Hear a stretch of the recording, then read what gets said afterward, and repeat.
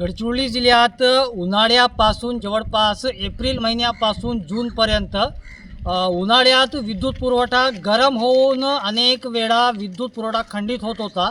आता पावसाळ्यात वादळ वारा आणि पावसामुळे विद्युत पुरवठा आता दुसऱ्यांदा ऐरी तालुक्यातील आणि सिरोंचा तालुक्यातील जवळपास एक 50 ते 60 गावे जी आहेत ते 10 तास अंधारात होती।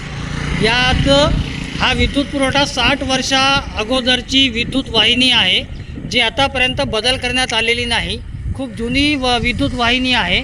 या विद्युत लाईनवर नवीन लाईन टाकण्यात न आल्यामुळे अनेकदा जे आहेत ते वृक्ष साफसफाई होत नसल्यामुळे विद्युत पुरवठा खंडित होत आहे। आपण दृश्यामध्ये बघू शकतो की कशा प्रकारे अनेक ट्रान्सफॉर्मर किंवा मोठे लाईन जे आहेत ते येत असताना या खांबावर जे आहेत कशा प्रकारे जे वृक्ष किंवा झाड जे आहेत ते दिसत आहेत आणि समोरच्या खांबावर आपण बघू शकतो की कशा प्रकारे मोठ्या लाईनवर विद्युत पुरवठ्याच्या खांबावर वृक्ष दिसत आहेत।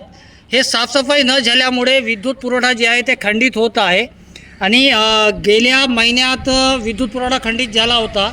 या महिन्यात 10 तारखेला विद्युत पुरवठा खंडित झाला होता आणि आज 20 तारखेला म्हणजे 29 तारखेला रात्री जे आहे ते विद्युत पुरवठा खंडित झाला होता। आणि विद्युत वाहिनी जी आहे ते खूप जुनी असल्यामुळे अनेक खांब जे आहेत ते गंभीर परिस्थितीत आहेत आणि यात या विद्युत पुरवठ्याला वाली कोण असा एक सवाल गावकऱ्यांना पडलेला आहे, कारण की 2 तालुक्याची विद्युत पुरवठा नेहमीच खंडित होत असल्यामुळे एक मोठा आक्रोश जे आहे ते नागरिकांमध्ये आहे। नागरिक काल अनेक व्हॉट्सअप ग्रुपवर एक मोठी चर्चा जी आहे ते प्रतिष्ठित नागरिक पत्रकार आणि राजकीय नेत्यांनी केली होती।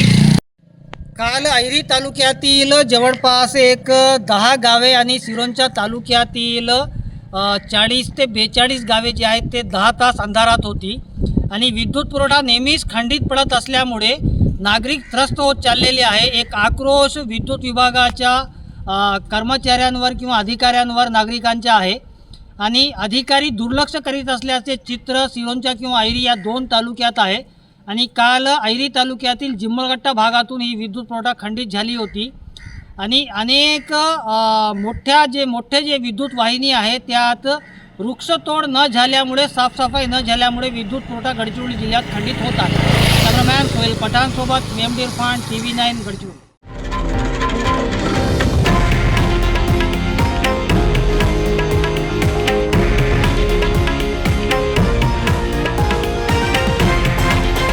हे आहे देशातील नंबर 1 न्यूज नेटवर्क आणि आपण पाहत आहात TV9 मराठी, एकमेव।